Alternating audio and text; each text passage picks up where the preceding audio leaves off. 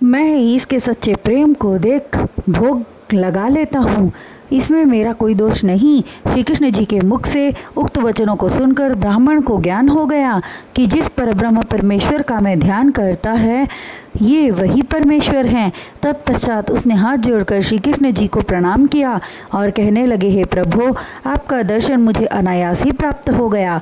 हे जगदीश्वर, आपकी माया अपरंपार है। आपने मेरे हाथों का प्रसाद स्वीकार कर अपनी अविरल कृपा मुझे प्रदान की।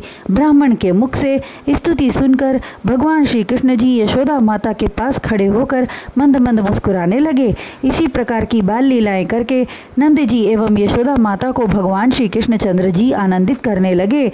एक बार अपनी लीला प्रकट करने के लिए उन्होंने मिट्टी खाई। उन्हें मिट्टी खाता देख गोपियों ने यशोदा से आकर कहा, हे नंदरानी, लल्ला ने मिट्टी खाई है।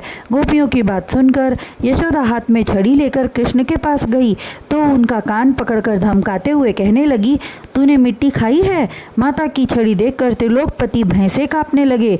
उनकी यह दशा देखकर देवतागण भी कांपने लगे कि क्या भगवान श्री हरि नारायण सांसारी मनुष्य के हाथ से मार खाएंगे।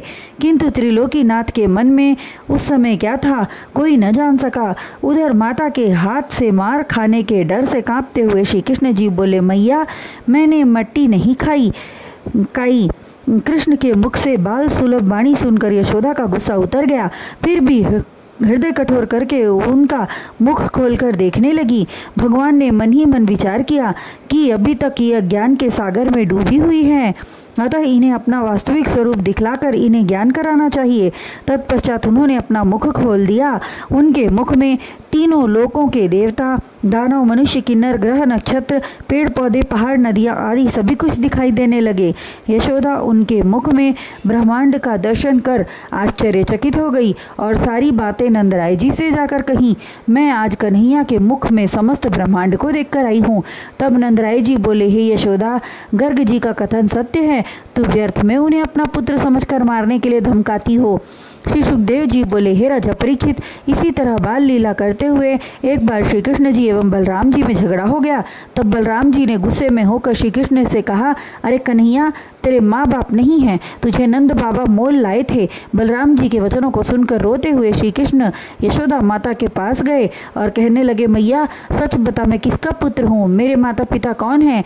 तब यशोदा जी गोरस, घी, दूध, मक्खन, दही आदि को गोरस कहते हैं की सौगंध खाकर कहने लगी, हे कन्हैया, मैं ही तेरी माता हूँ और तू मेरा पुत्र है। यह कहकर उन्होंने श्री कृष्ण को गोद में उठाकर चूमने लगी। हे राजा परीक्षित, जब भगवान श्री कृष्ण कुछ बड़े हो गए तब वे ग्वाल बालों के साथ गोकुल की गलियों में खेलने लगे और निर्भय होकर गोपियों के घरों में घुस जाते। उनके साथ अन्य ग्वाल बाल भी रहते। जब गोपियां घरों में न होती तब वे छींके पर रखे दूध, दही, मक्खन की मटकी उतार लेते और अपने सखाओं के साथ बैठकर खूब खाते। तब मटकियों को पकड़कर फोड़कर दूध दही बिखेर कर भाग जाते। गोपियों के मना करने पर भी न मानते। जब वे यशोदा जी के पास जाकर उनकी करनी का वृत्तांत बताती उस समय श्री कृष्ण जी बहुत भोले बन जाते और कहते, हे मैया, गोपियाँ मुझ पर झूठा दोष लगाती हैं। मेरे छोटे छोटे हाथ पैर हैं, भला छींकों पर रखी मटकियों को किस तरह पाऊंगा? मैं तो अपने घर से बाहर निकलता ही नहीं, क्योंकि जब मैं बाहर निकलता हूँ तब गोपियाँ मुझे पकड़ लेती हैं। उस समय कोई मेरे मुंह को चूमती है, कोई मेरे कपोलों में चिकोटी काट लेती है, कोई मुझे नाचने को कहती है। इस तरह ये सभी मुझे तंग करती हैं। श्री कृष्ण जी की बात सुनकर नंदरानी उन्हें अपने सीने से लगा लेती है।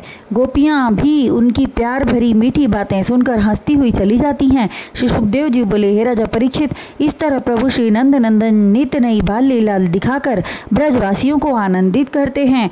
तत्पश्चात राजा परीक्षित ने महात्मा श्री सुखदेव जी से पूछा, हे महात्मन, नंद और यशोदा ने ऐसा कौन सा पुण्य कर्म किया था जिससे श्री नारायण जी उनके पुत्र कहलाए और अपनी बाल लीलाएं दिखलाकर उन्हें आनंद पहुंचाया? श्री सुखदेव जी बोले, हे राजन, पूर्व जन्म में श्री नंदराय जी द्रोण नामक वसु देवता थे।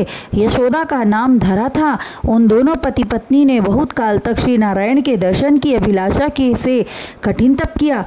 भगवान श्री हरि नारायण ने उन्हें दर्शन देकर कहा, हे द्रोण, तुम दोनों की तपस्या से मैं प्रसन्न हूँ। तुम जो चाहो मुझसे मांग लो। प्रभु के वचनों को सुनकर वे बोले, हे दीन हितकारी भगवान, मुझे आपकी बाल लीलाओं को देखने की अभिलाषा है। भगवान त्रिलोकीनाथ एवं मस्तु कहकर अंतर्ध्यान हो गए। हे परीक्षित, उधर देवकी एवं वसुदेव ने पूर्व जन्म में प्रभु के समान पुत्र प्राप्ति की इच्छा से तप किया। भगवान ने प्रकट होकर उनसे कहा, हे माते, मेरे समान जगत में अन्य कोई दूसरा नहीं है, इसलिए मैं स्वयं तुम्हारी कोख से जन्म लूंगा। हे राजा परीक्षित, इस तरह भगवान त्रिलोकीनाथ ने दोनों की इच्छाओं को पूर्ण किया।